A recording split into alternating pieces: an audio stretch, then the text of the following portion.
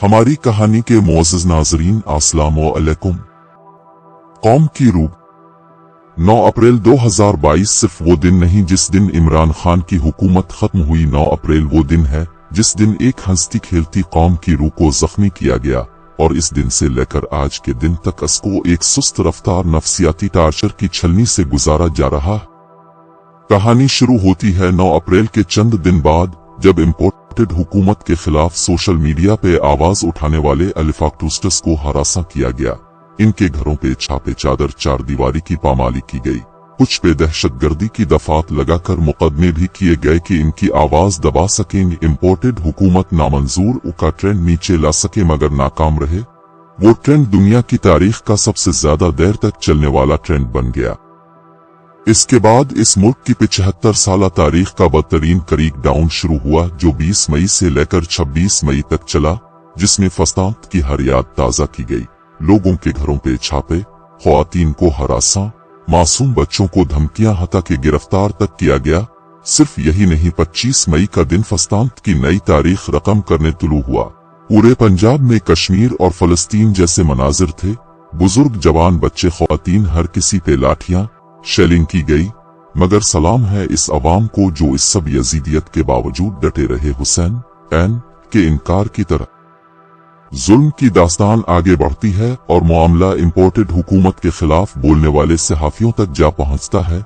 नामवर मुहिम वतन सहाफियों को गद्दार डिक्लेयर करने की कोशिश की गई, गिरफ्तार किया गया, टार्चर किया गया, इबरत का निशान बनाने की कोशिश की गई।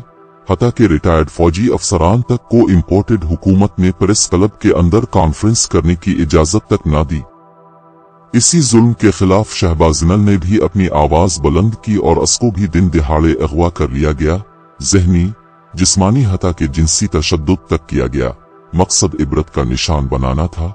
17 जुलाई की इबरतनाक शिकस्त का बदला लेना और इमरान खान के खिलाफ जाली केस बनाना था, जो कि हर मुमकिन कोशिश के बावजूद नहीं बन पा रहा था। हमारी कहानी के मुअज़्ज़ज़ नाज़रीन, अपनी इसी डेस्परेशन में इम्पोर्टेड हुकूमत ने कौम की रेड लाइन क्रॉस करने की प्लानिंग भी की।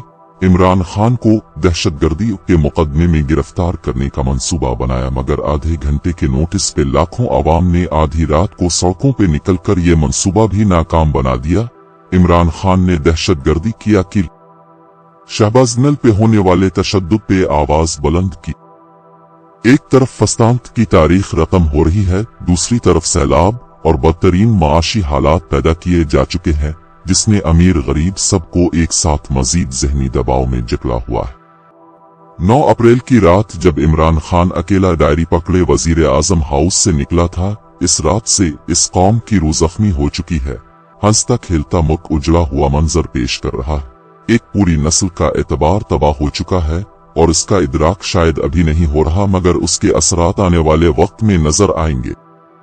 सिर्फ एक ही सूरत में ये कौम, ये नस्ल दोबारा एतबार बहाल कर सकती है, दोबारा ज़हनी तौर पर खुश हो सकती है, अगर ये अगले 10 से 15 साल के लिए हर दिन इमरान खान को वजीर आजम की कुर्सी पे बैठा देखें।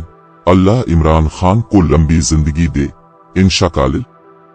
नाजरीन, अगर हमारी कहानी पसंद आई है तो प्लीज हमारे चैनल को सब्सक्राइब जरूर करें।